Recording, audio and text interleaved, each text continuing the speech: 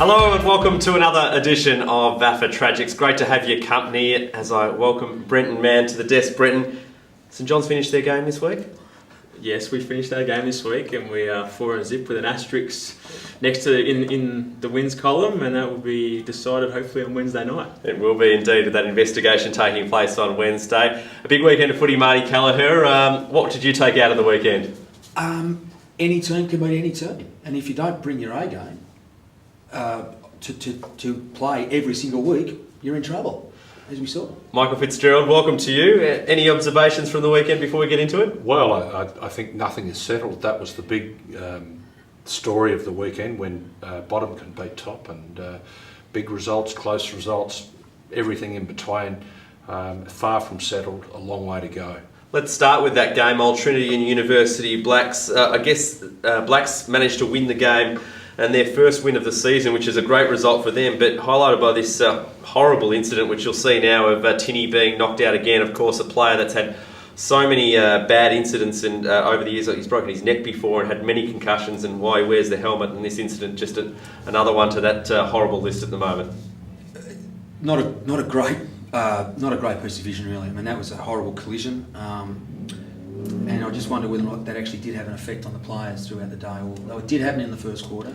Happened about the 15-minute mark of the first. At that stage, Trinity didn't kick a goal in the first quarter. Blacks went on and they kicked into the breeze in the second term, kicked 5 goals into the breeze, which was where they established their lead, and then Trinity were never able to bridge that gap. And from all reports, a very solid performance from Uni Blacks. I believe one person there who might know these things said it was they were as good as they were last year. Back to their pomp at their best. Trinity did come late. Big rap. Trinity did come late, of course, as we expect them to do out there at the Daily Oval. But as they kicked a couple of goals late in the quarter, Blacks did manage to send it forward and get that goal just to snuff out any chances of a revival. So did that incident have an effect on the players' psyche, and did that for the first quarter, and then by the time we get back into it, they're it's almost too late to get the momentum happening. Possibly. Tini's been one of the best players in the comp, and well, even if it had no effect on his teammates, they're one down, and they're arguably their best player down, and I think a lot of our clubs are don't go as well when they lose their top players. When one goes down, someone's got to step up, and obviously they didn't have that on Saturday. One team that's struggling with the players going down at the moment is Uni Blues. They've had a number of injuries, a couple of broken ankles 2 weeks ago out of their game, and they lost again by 5 points. The second time in a couple of weeks they've had a 5-point loss at their home ground at the Uni Oval. Brenton, you had a look at this game. I did, and it was a dour, low-scoring affair, high stoppage rate, but it was the team that could move that ball from the stoppage in quick fashion through the corridor, really take the game on, and then take their chances up forward, who were Collegians, did it better than Blues on the day. We'll show you the vision of the last couple of minutes of play here, where Collegians were trailing at this stage, and Corp takes a mark, gives it to Kondoroskis, who we highlighted, I think, last week for missing a lot of chances at goal, and this week he slots that one, which is a beautiful goal there. But it's the next clearance, I guess, Marty, which is a bit of a concern for Blues. Yeah, I think we highlighted that. I mean, given that they actually had their A grade on ballers in there, and look, it was just a missed tackle. It was which allowed then Collegians to quickly get the ball forward, and as Brenton made the comment, if you get it going forward, it was that run and gun. If we get it out into the space, ball went forward. A dreadful sort of fumble by the Blues defender. Vic Spiller's the captain, yeah. So which then a soft, easy goal, run in, and all of a sudden the whole complexion of the game changes. We go back again, another quick clearance, or they actually got beaten at the clearance again, Blues, which was most surprising when you consider McGovern and Young and both in the middle there, and McMahon as well. So they did get another chance to go forward, but then Croft takes this easy mark, which I think is as the ball's sent inside. Almost a counterpoint to what happened at the other end of the ground. Almost a counterpoint. So where Vickers Willis has plenty of time and opportunity, really, the ball was in his hand, fumbles, goal, Croft, sure hands, goes back, knows where he is, slows it down. Second week in a row, the Blues haven't taken their chances at home in the last quarter. Now, wins can mask deficiencies in games, and I noticed their stoppage work in the last quarter, Collegians were able to get on top of them. Now, these losses would have highlighted these deficiencies, and they'll work on them during the week, and they could I think it's a loss they maybe need to have. You spoke about the misses. The miss from Chisholm, I guess, was a big one as well. Yeah, you got to take your moment, I guess. And the Blues were 14 points up. It was about nearly the 19-minute mark. He had a chance of putting 20 points up, 20 metres out, simple set shot, and he just fluffed it. It's something we seem to be highlighting a bit too regularly on the Tragics. One team that didn't have any trouble finding the goals was Old Carey, Fitzy, on Saturday against Old ZAVS. No, Andrew, Old Carey, a magnificent effort out at Dunshay and completely outclassed the Old ZAVS after quarter time. ZAVS hit the front actually in the early moments of the second term, but that was it. They packed the bags and went home, and Carey ran riot. Who impressed you the most out of the Old Carey side? Look, the use of the ball was terrific. I mean, Remington, very good player. Julian Rowe, Howard, Smithwick, and Jared Reid, a really special performance up front, kicking a record 8 goals for him in Premier footy. That's a fantastic effort for a bloke who's been through a lot of injuries. But it was a great team effort. The fella down the back, Sloane's a good player. McQueen Miscampbell came back. They totally outclassed Old ZAVS, totally outran them and totally outplayed them. Bit of a concern, Marty, that ZAVS have had 2 big losses in the way they have against St Bernard's and now Old Carey as well. Which then goes back to my opening comment. If you don't bring your A game with you on the Saturday, you are going to suffer.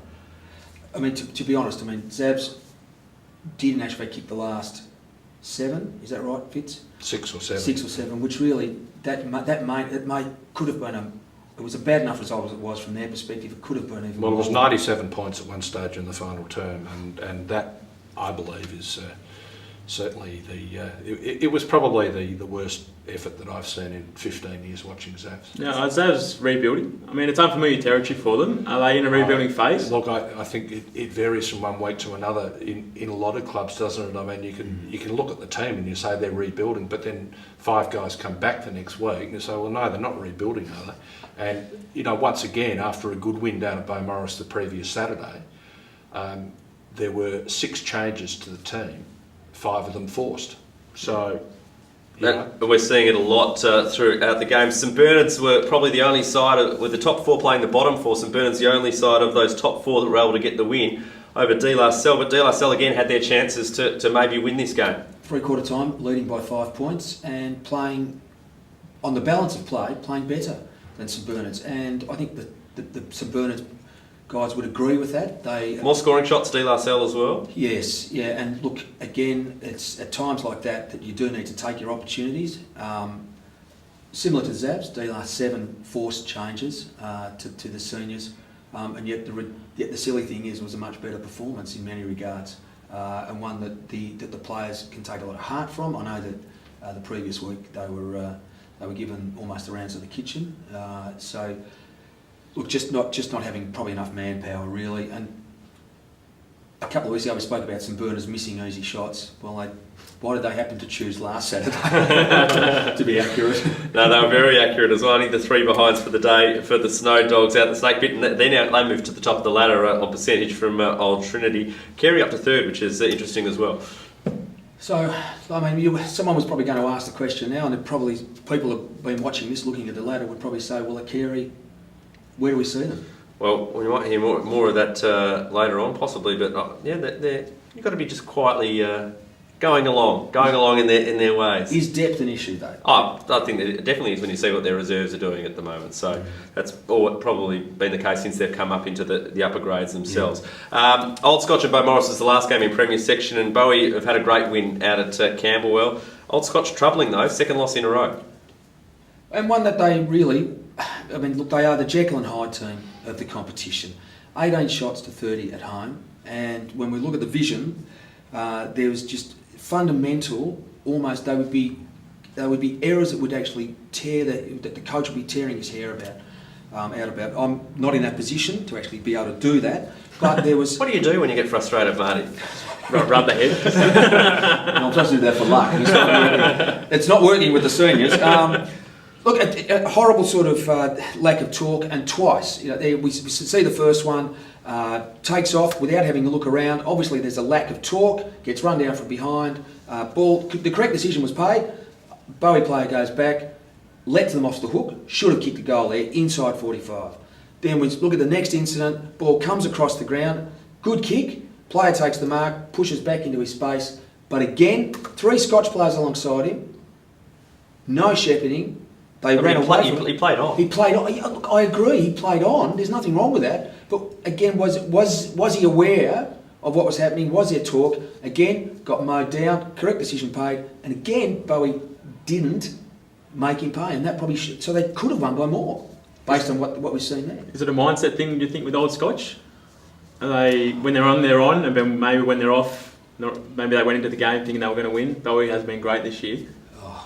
Well, I saw Bowie the previous week, and I'm very surprised that they went on with it based on the previous week. They were poor in the second half. They were quite competitive in the first, poor in the second half. I have a theory about unbeaten teams losing. I think quite often they're very vulnerable to dropping 2 in a row. And we saw that with Blues, and we saw that with Scotch. And this week, I don't know who Trinity are playing, but they're obviously going to test the theory. Complacency can be a problem. Trinity have got De La Salle. They're coming down to the dome. They're coming at the Dairy Bell. So that might be one win to be marked down for De La going early on that one there. In the other sections, I guess the big talking point out of Premier B was that the top of the table clash. St Kevin's in a low-scoring arm wrestle got over the top of Old Brighton. Really good signs for St Kevin's to be able to win down at the Beach Oval, and doesn't put a question mark on Old Brighton's credentials after they've just walked over every team pretty much they've played this year. No, I don't think it puts. I think it highlights just how good St Kevin's are at this stage. They got away with the win round 1 against St Bede's down at Brindisi. They've gone down to a notoriously difficult ground to play, the Beach Oval down at Brighton, and come away with the win, and really a dominant win if you look at the scoreboard itself. So they'd be feeling pretty content with where they're at. Old Brighton, they're still 4-1. So things have opened up in the section though with Old Melburnians' 1-point thriller win over St Bede's Mentone Tigers. It's fair to say the OMs needed it, isn't it, Fitzy? Well, they did, and they probably haven't performed as yet to expectations. I think everything was looking pretty rosy for them after a solid finish to the year in 2014, and Nathan Brown, good coach, they've picked up a couple of players back, and they'll certainly be in the hunt for the finals from now on, I would have thought. Brenton, if there's a team to consider that might be gunning for that spot in Premier B, it's possibly Hampton Rovers. Yeah, to be the Prem B, they come up to Prem B from Prem C. They haven't been, I guess, as consistent as they would have liked this year. And that win over Parkdale, developing Parkdale, in saying that, they're a very young side and will be good in a few years. But it's a win, they kickstarted this year. Yeah, I would have thought that Rovers have had a pretty tough start to the year. Yeah, I think the toughest draw for so sure. They've actually played the 2 relegated sides and Kevin's, and so they've actually had a very tough start to the year. And I think that they've adapted well. Won a premiership last year with the under-19 group, so there's plenty of numbers and enthusiasms up there. I was worried about the Pirates, Fitzy in Premier C after you gave him a big rap on Fitzy Fires on 5 a couple of weeks ago. They did drop the game to Oakley by 3 points, but they came back with a vengeance, winning by over 100 over Old Camberwell. They're going beautifully in Premier C. They are, and I'm worried about Old Camberwell. I think I might have mentioned this before in some circles, that I think the Old Camberwell, the Wellers, are really struggling. Theory Penola getting the points in a bit of retribution in Premier C over Williamstown CYMS to extend their home winning run to I think about 24 games now. It's a tough place to play. For Theory Penola really out at the Faulkner Reserve. They're going along nicely, and they're back ahead of the equilibrium as well with a record of 3-2. So Theory's not out of the mix yet. Just going back to the Pirates, there's a club on the march. Under 19's undefeated, on top of the ladder. Seniors on top of the ladder. They're a club. Maybe it's their They were on time. top at this time last year as well on the seniors, so they're all in the top 2 at least. Yeah. So we'll just see if they got the longevity of a full season. Well, we spoke to their president on Inter FM a couple of weeks ago, and I think they're very confident that there won't be any wheels shed during the year, that they'll continue on with their good form.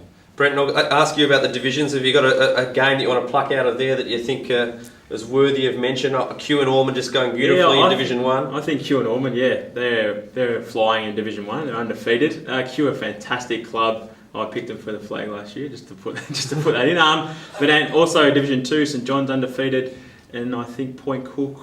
And Canterbury as well. West Brunswick and St Leo's as well, so they're the undefeated side so far, plus of course St Kevin's up in Premier B. Yes.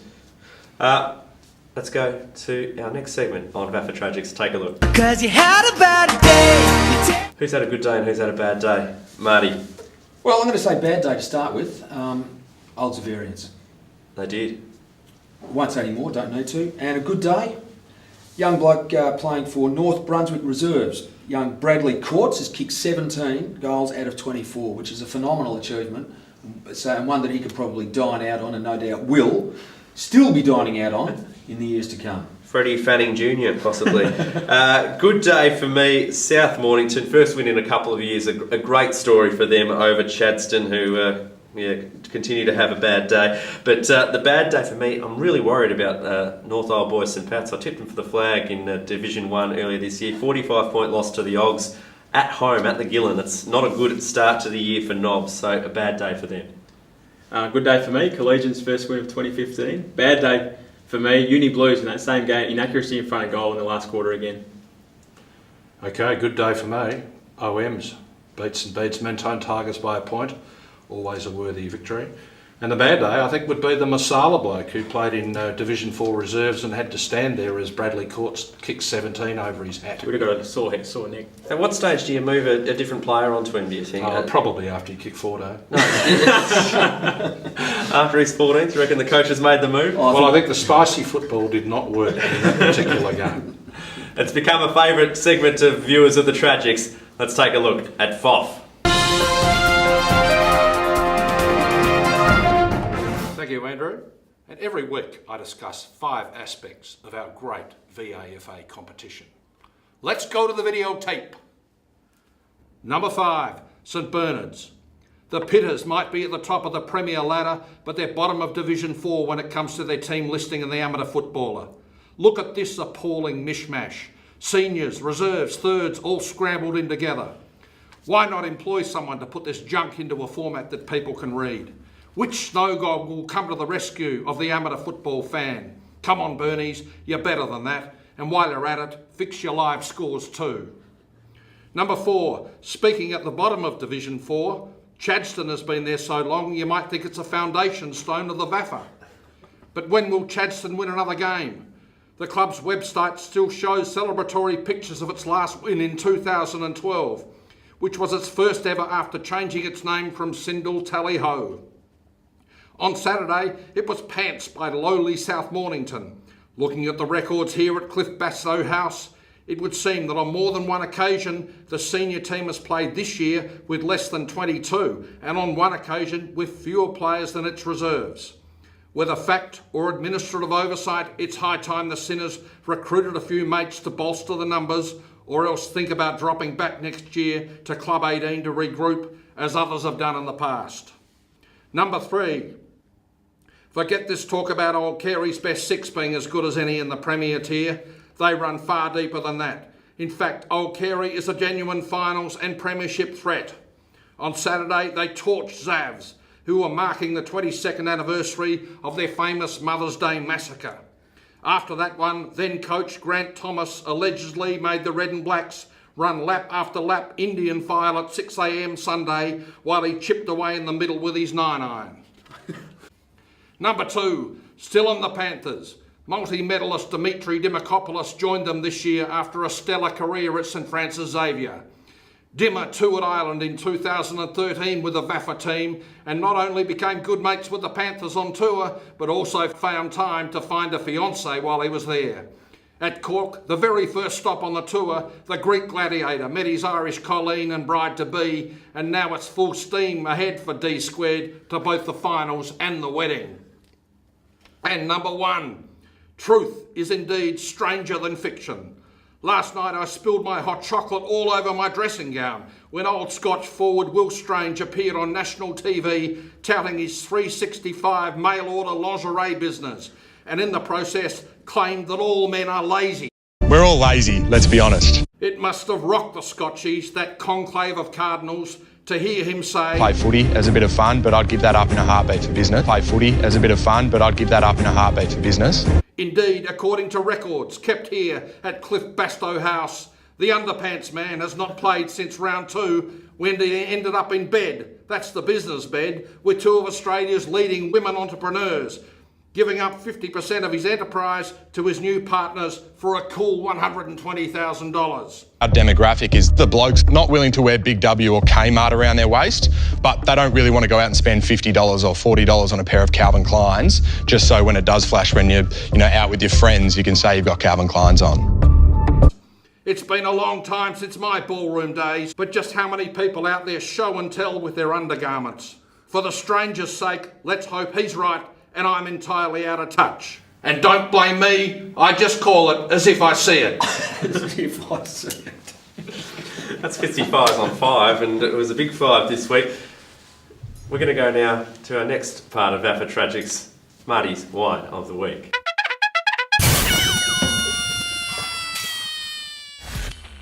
Fitzy, you may need that. You may need that after that. You may need the neck oil that we've spoken so much about previously, just to calm down so you can get over Will and his shenanigans on national television. Guys, my wine this week is actually directed at clubs. The clubs can have, over the period and over the journey, have continually come to headquarters and complained we don't get any value for money. Well, last week, Blair O'Hara sent out an offer from the sponsors to all the clubs to partake. And there was one there from Tabilk. Now, I've actually got a Tabilk Magnum here, which we are happy to give away to member clubs who sign up and buy wine from Tabilk, either through me, they can just contact Blair. However, the clubs need to be recognised. If you want something, you've got to actually give something. So if you want the sponsors to come on board, if you want to get great deals, and the deals we're actually offering at the moment on the Tabilk are better than anywhere else you can get. Trust me, you've got to be able to support your sponsors if they want to keep their affiliation fees down and see that the VAFA is giving something back to them.